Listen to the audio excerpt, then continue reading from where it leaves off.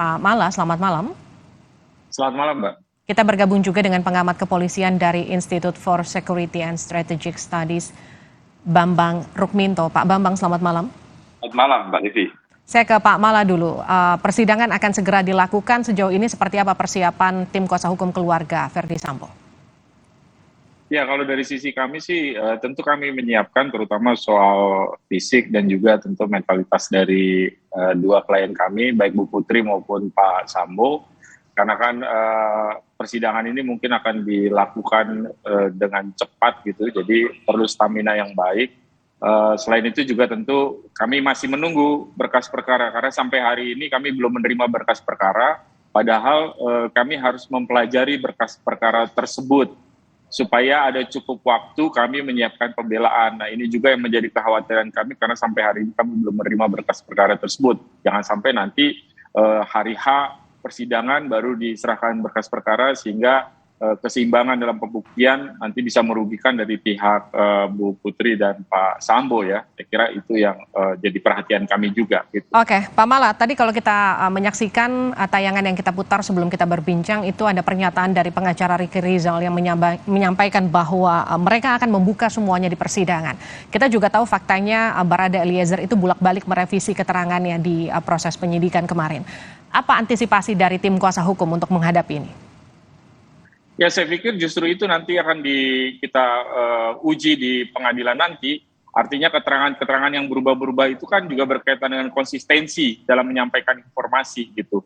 Jangan sampai kemudian ada informasi yang difabrikasi, jangan sampai ada informasi yang tidak sesuai dengan fakta, justru itu nanti justru berbahaya dan merugikan bagi terdakwa termasuk Eliezer gitu. Nah, penting menurut kami karena nanti kan akan dikonfrontir masing-masing saksi, keterangan saksi juga diperkuat dengan alat bukti yang lainnya. Nah, dalam konteks itu nanti tentu kita akan lihat mana yang paling meyakinkan untuk hakim. Prinsipnya dalam hukum pidana kita 183 KUHP berlaku negatif wetleh, artinya tidak ada pidana kecuali berdasarkan keyakinan hakim, berdasarkan bukti yang cukup gitu ya. Jadi itu yang menjadi dasar nanti pertimbangan hakim dan kita akan uji bersama di depan persidangan. Inkonsistensi keterangan kan juga dilakukan oleh klien Anda ketika menyampaikan dari awal kekerasan seksual yang diduga terjadi itu dari awal dari Duren 3 kemudian berpindah ke Magelang. Ya, saya pikir itu kan yang sudah beberapa kali saya sampaikan, memang ketika terjadi penembakan itu ada skenario yang dibuat yang kemudian terungkap. Tetapi setelah terungkapnya skenario tersebut dan ditunjuknya tim khusus oleh Pak Kapolri untuk melakukan penyidikan. Nah, sekarang penyidikan kan sudah berjalan sesuai dengan tracknya. Dan pasca penyidikan kedua tersebut, tentu klien kami sudah diperiksa baik Bu Putri maupun Pak Sambo dan sudah menyampaikan keterangan sesuai dengan fakta, dan komitmen itu sudah kami dapatkan sejak awal ketika kami mendampingi yang bersangkutan. Sehingga kemarin kan kita bisa saksikan bagaimana Bu Putri dan Pak Sambo bersikap kooperatif dalam semua pemeriksaan, termasuk dalam penahanan. Nah, persoalannya sekarang kami juga sangat terbatas akses kepada Bu Putri. Saya mendapat informasi dari kawan kami sesama penasihat hukum untuk bisa mengakses Bu Putri yang sekarang ditahan di Kejaksaan juga sangat terbatas. Padahal kami harus mempersiapkan pembelaan kami dengan baik begitu. Jadi sekali lagi kami mohon perhatian juga kepada pihak jaksa untuk memberikan kesempatan yang sama kepada kami selaku penasihat hukum, apalagi diatur hak-hak tersangka termasuk yang ditahan sesuai ketentuan di dalam Kitab Undang-Undang Umum Acara Pidana khususnya pasal 50 sampai pasal 74. Itu salah satu poin fungsi kami juga untuk memastikan hak-hak tersebut terpenuhi bagi kedua tersangka tersebut. Pak Mala, bagaimana membuktikan motif pelecehan seksual itu betul-betul terjadi? Karena perpindahan lokasi mulai dari Duren 3 ke Magelang itu yang pertama, yang kedua laporan itu kemudian sudah ditutup juga oleh Kabarreskrim. Saya nggak mau bahas materi terlalu jauh karena biar aja nanti di persidangan kita akan buka faktanya. Prinsipnya ada 3 fase. Pertama fase yang di Magelang, kemudian yang kedua fase peristiwa di Duren 3 dan Saguling, kemudian post factum peristiwa yang terjadi setelah penembakan di Saguling tersebut. Nah, 3 fase peristiwa itu yang akan kita buktikan nanti. Apakah yang terjadi di Magelang, saya pikir nanti biar kami sajikan saja di persidangan. Dan itu sebenarnya peristiwa-peristiwa itu kan jadi kewajibannya jaksa untuk membuktikan, bukan dibalik, bukan kewajibannya terdakwa untuk membuktikan sesuai pasal 66 KUHP. maka terdakwa tidak diwajibkan untuk melakukan pembuktian, tetapi yang wajib melakukan pembuktian adalah pihak penuntut umum. Justru nanti kami akan menguji pembuktian yang diajukan oleh penuntut umum itu. Oke, Pak Mala, Sambo kemarin kembali menyatakan kalau Bu Putri itu tidak bersalah. Kalau masyarakat boleh tahu pembelaan apa yang mengingat status Putri ini sudah jadi tersangka sekarang? Ya, saya pikir apa yang disampaikan Pak Sambo kan berdasarkan pengetahuan dia dalam peristiwa tersebut, begitu. Dan beliau kan menyampaikan bahwa dalam peristiwa yang terjadi, beliau melihat bahwa Bu Putri tidak terlibat sebenarnya dalam peristiwa tersebut. Itu yang disampaikan. Nah, nanti dari sisi Bu Putri kan ini nanti akan dibuktikan 3, apakah benar ada tindak pidana tersebut. Kemudian kalau benar terjadi tindak pidana, siapa pelakunya, apa kontribusi kesalahan dari masing-masing pelaku. Dan kemudian dari kesalahan tersebut akan diukur pemidanaannya, berapa besar beban pidana atau penjatuhan sanksi yang harus dijatuhkan, itu yang akan dinilai hakim.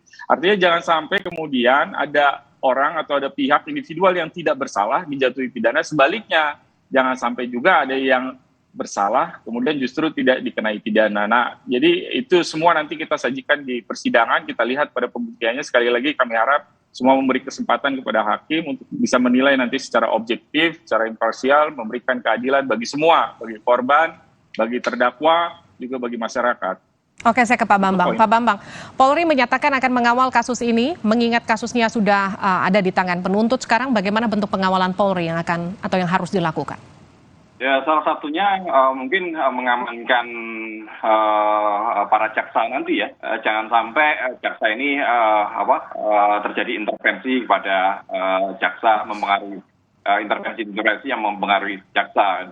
Dan ini pun juga layak dikhawatirkan juga, apakah Polri juga bisa objektif kalau sejak awal Polri juga tidak objektif. Makanya memang semua pihak memang harus mengawal ini perjalanan kasus ini. Kalau minggu depan sudah ada upaya untuk pelimpahan ke persidangan, ya masyarakat mengawalnya melihat ini nanti persidangan ini sebuah panggung gitu. Bagaimana jaksa nanti menyampaikan bukti-bukti terkait tersangka, bukti-bukti material apakah sudah mencukupi atau juga mengikuti skenario yang sejak awal terjadi dan dilihat masyarakat seperti itu.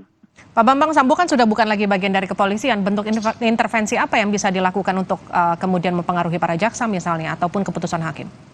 Kalau kita melihat Sambo memang sudah dipecat dari kepolisian, tapi kalau melihat perlakuan kemarin ketika diserahkan ke kejaksaan, bagaimana Sambo ini mendapatkan keistimewaan diiring dengan menggunakan ranting, kemudian juga kalau beberapa angka obstruction of justice maskernya dibuka, Sambo tetap tidak dibuka maskernya. Ini kan artinya masyarakat melihat bahwa ada perlakuan-perlakuan istimewa kepada Sambo gitu.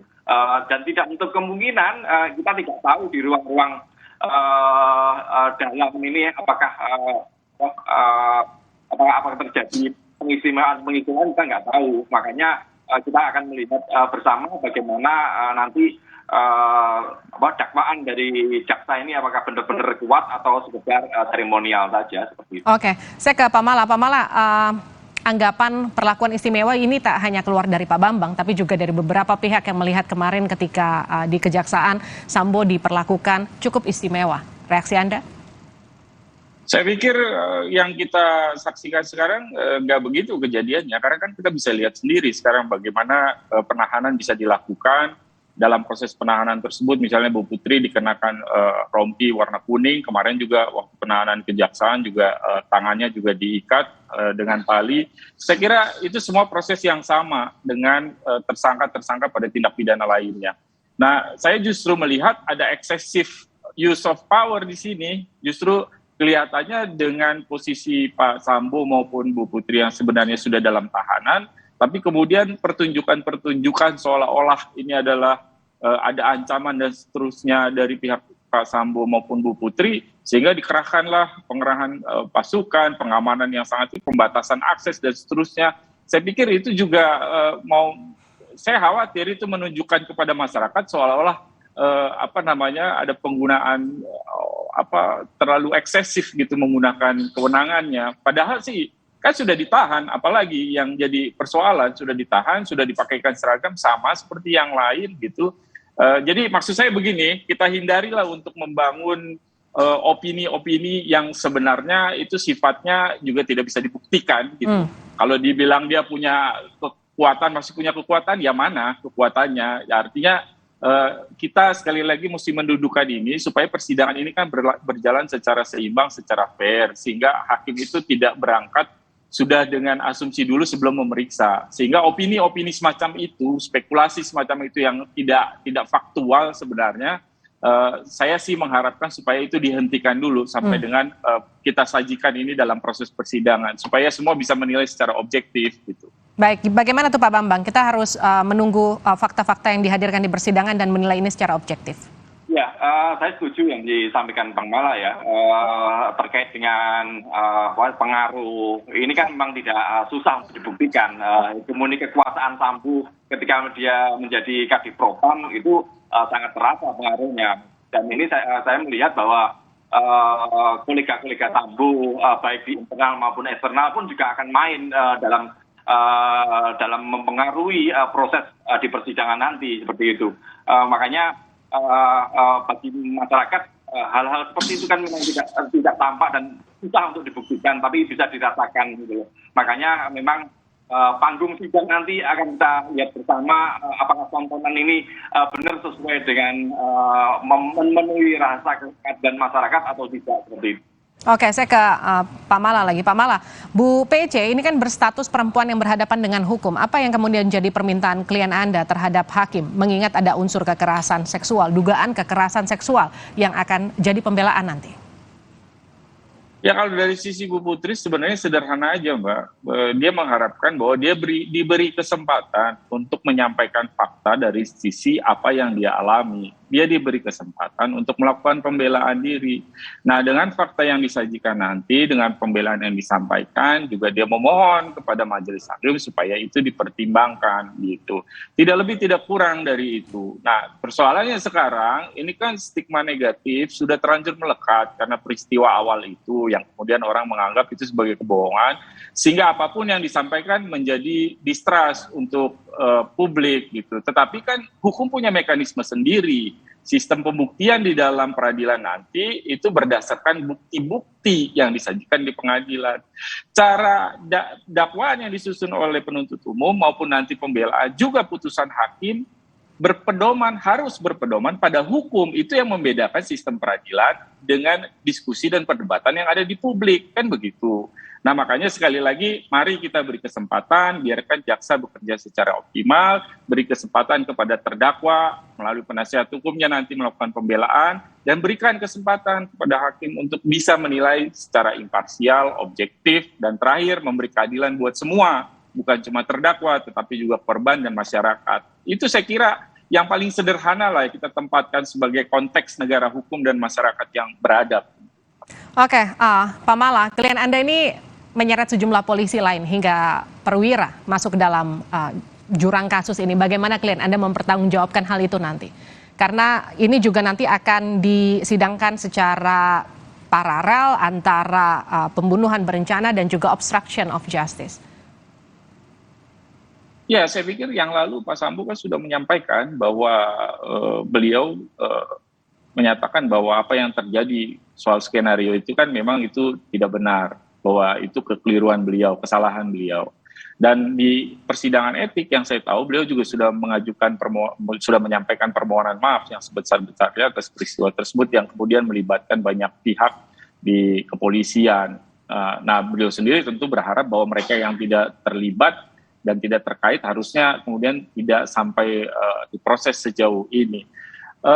Tetapi lebih dari itu kan proses penyidikan ini dan kemudian pelimpahannya sampai ke pengadilan kan sepenuhnya kewenangan penyidik dan juga kewenangan jaksa. Jadi keputusan bahwa Pak Sambo menyesali peristiwa ini, tetapi kemudian ada ada anggota kepolisian yang kemudian terseret kasus, yaitu sepenuhnya kewenangan dari penyidik di kepolisian dan kemudian nanti diproses oleh penuntut ya.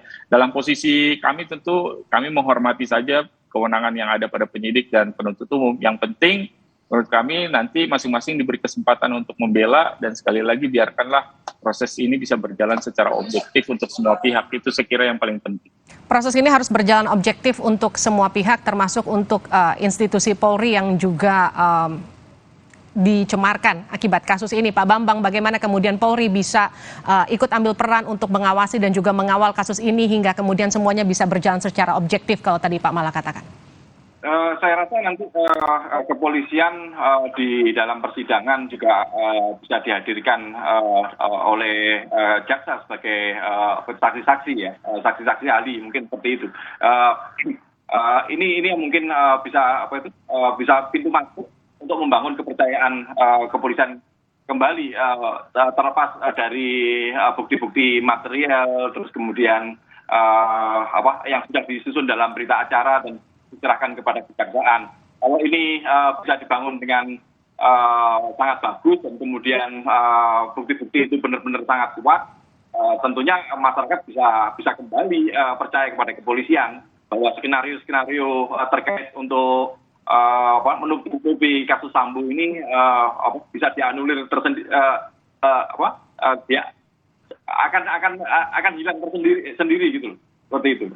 Baik, terima kasih telah bergabung bersama kami kuasa hukum keluarga Verdi Sambo, Rasamala Aritonang. Terima kasih juga pengamat kepolisian dari Institute for Security and Strategic Studies, Pak Bambang Rukminto di Sapa Indonesia Malam.